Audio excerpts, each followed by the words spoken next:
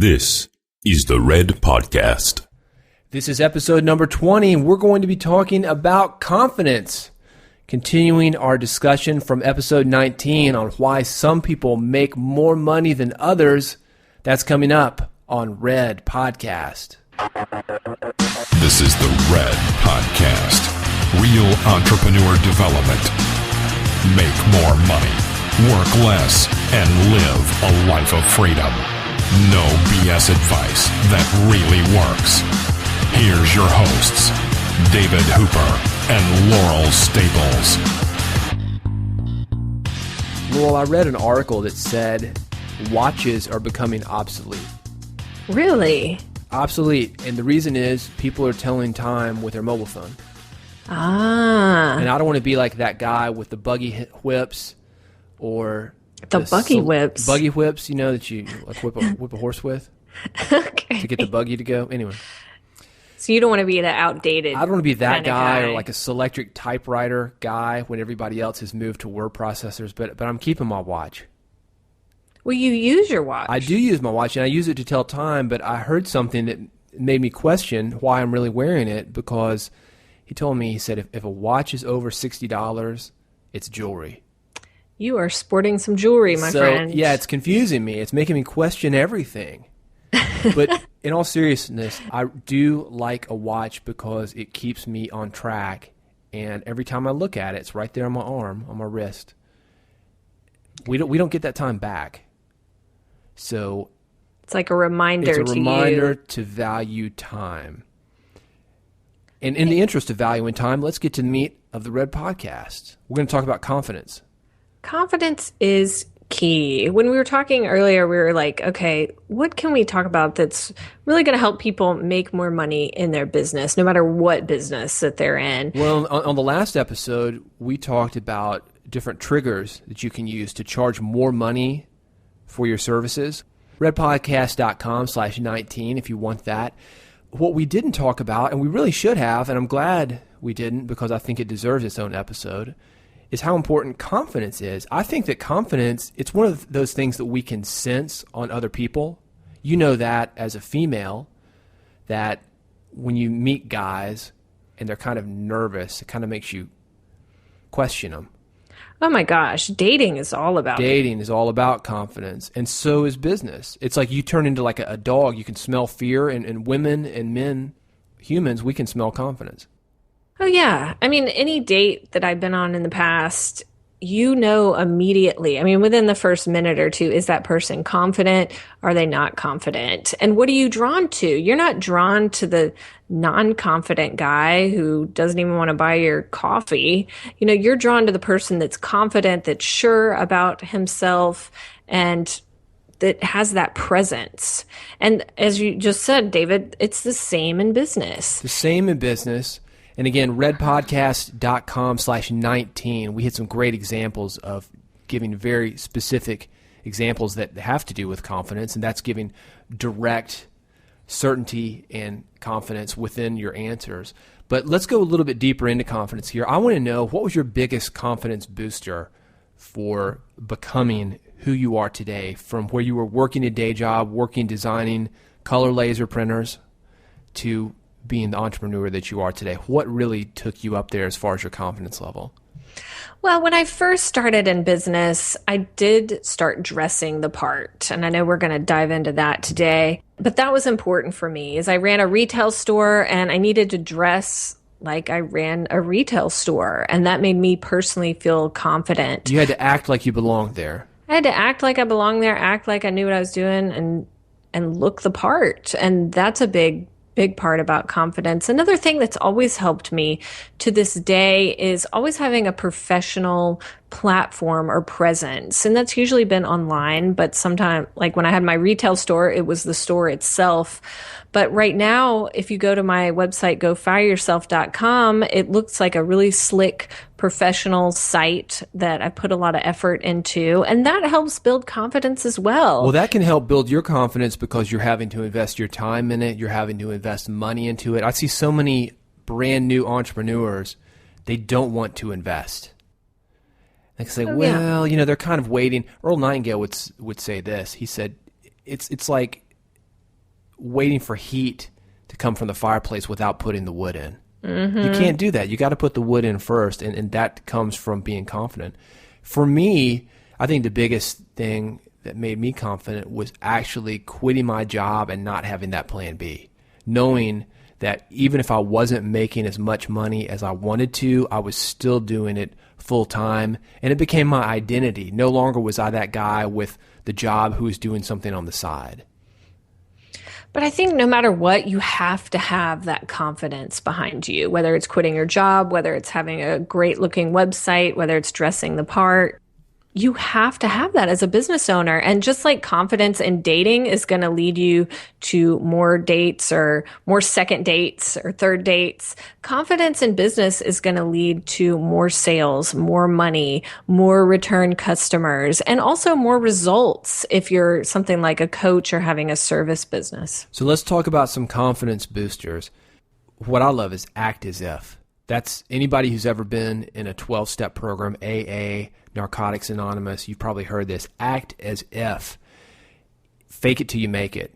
Sometimes I've heard that said. And I think the way to do that is you say, well, what would blank do? For some people, it's what would Jesus do? But General George Patton in World War II, when he was in a foxhole somewhere fighting Nazis, he would ask himself, what would Alexander the Great do? He had a mentor, and I think that can hugely help your confidence because you find a mentor that has made proven decisions, that has had some success, and you basically follow what they would do, follow that path. So you're not the first one down it. It makes it a little bit easier. Even if you don't have a mentor in your mind, a mental mentor, I've always done something where I ask myself, if I was highly successful, what would I do? If I was making double six figures, seven figures a year, what would I do? And acting through that mentality. So I think it goes both ways. Like, what would Marie Forleo do in her business? Or what would I do if I had lots of money or lots of success or lots of prestige? And when you start asking yourself those questions, you start to become that person slowly and surely. Absolutely. I mean, I think that's a big part of what it takes to be successful is acting successful. I mean, I believe it was Barbara, how do you say her name? Corcoran? Corcoran from Shark Tank? Yeah. Absolutely. She talked about when she first started making money, she spent a big chunk of it. Like she just first started becoming successful, spent a big wad on like this, I think it was a fancy red coat. It was a fur coat. Was it a fur coat? Yeah. Okay, maybe it wasn't red. Maybe that was in my mind. A red fur coat, maybe. Red fur coat, because we're on the Red podcast. So it was red. We'll just say it was red. But she spent a lot of money on that because she was trying to act as if the person she wanted to be. And she was trying to kind of take on that persona and that mentality. And that kind of takes me into dressing. As I talked about, for me, dressing like I was a retail store owner. Now I dress like I am a business coach. And that's what Barbara was doing, is dressing for success, dressing like she wanted to be viewed by other people. I think that's a good start. I've talked about him before here on the podcast. Rick Roberts, who runs schooloflaughs.com and works with a lot of upcoming comics, he always says to dress one better than the audience. So if you're not ready for that red fur coat, if that's 2 or 3 steps better than your audience, if you can just do one better. For example, if they're wearing a t-shirt, you wear a collared shirt. If they're wearing a collared shirt, you put on a tie. If they're wearing a tie, you wear a sport coat. If they're wearing a sport coat, you wear a suit. One better is what I mean by that. And it's just little bitty baby steps. And I think that can help you as far as charging more money because you look like you need to earn more money, but it can also help you with the confidence because you look at these other people and say, hey, look at those guys in the t-shirts. Well, I'm wearing a collared shirt. But absolutely. And dressing for the industry that you're in as well. I mean, you're going to dress differently and feel more confident. Say you're a yoga instructor. If you're in some kind of yogi get up than if you're in some sort of stuffy business suit. So keeping your business in mind and being congruent with that business and looking like you play that part. I mean, it's a costume. Costumes are not just for movies, they're for business. And you have to wear one based on your business. And that does help you, one, act as if, and two, because you're acting as if, build that confidence. You know, we've talked about my work in the music business on Red Podcast before. And I was hanging out with a guy yesterday. I'm not going to say who it is, but you've heard the songs, and you would know who he is if I mentioned it. But I'd never met this guy before, and I'd seen pictures from 5-10 years ago maybe. So I knew kind of what he looked like. But when I was introduced to him yesterday, I knew we were going to have this meeting. The dude has purple hair, purple boots, skinny jeans. He's wearing a vest. He's wearing the necklace. I mean, this was like almost, it was like a solid platinum guitar necklace. It was huge. You could have almost played this necklace. And this guy was rocking that thing. So I think there's something to be said. You can get away with a lot when you are confident. And I think if we take it back to the act as if, like, what would a blank do? What would Lady Gaga do when she comes out in like a meat suit or something? There's no question that she owns this thing, and you can take it pretty damn far with confidence when it comes to not only your dress, and we're talking a lot about clothing here, but it's your message as well, and the price that you're asking for. Confidence goes a long way, and just try it. Just, what's the worst they're going to say? They're going to say no. It's like we talked about dating just a minute ago, Laurel. What's the worst somebody's going to say? No, yeah, and they're not going to do it anyway. So let's get to another confidence booster. And I'm going to say this: work on your strengths. I think that's worth saying because you want to make them even stronger, but also your weaknesses. If you're not good at speaking, but maybe your mental mentor is, I love that word, Laurel. What do you have to do to be better at speaking? Find out what it is that you need and then work backwards, because that's going to help your confidence a lot. For example, speaking, you could take a speaking class. You could join a Toastmasters or another speaking club. Laurel and I have both done that and had good luck with it. You could simply start recording something, and you're going to get better when you listen to yourself, you edit yourself, and you're going to know what the problems are so you can make it better next time.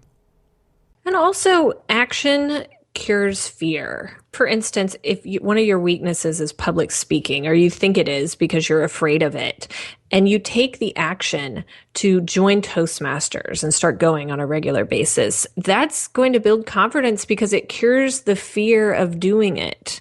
So I think keeping that in mind is taking action is a confidence booster.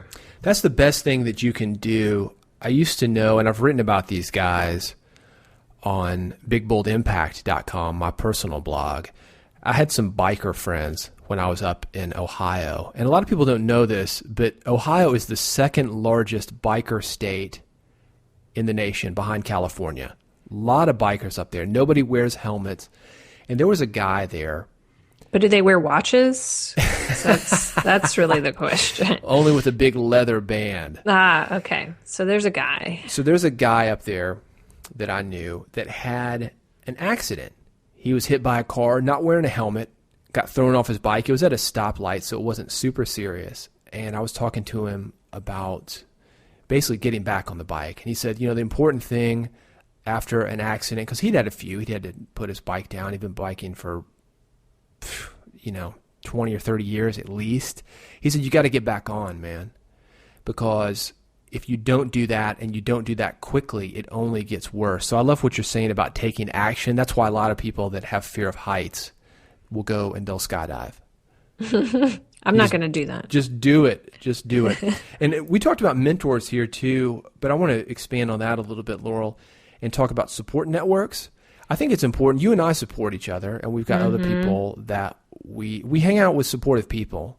Basically. Well, to have people that believe in you is a huge confidence booster because you're not going to be confident all the time. I mean, maybe some people are, but I think of those people as more arrogant than confident. So having those supportive people around you, whether it's your partner, whether it's a mentor, whether it's a mastermind group, whatever that looks like for you, that is a key I would say, a secret of success, that all successful people have that support network. And it's a huge confidence booster. It can be a mastermind group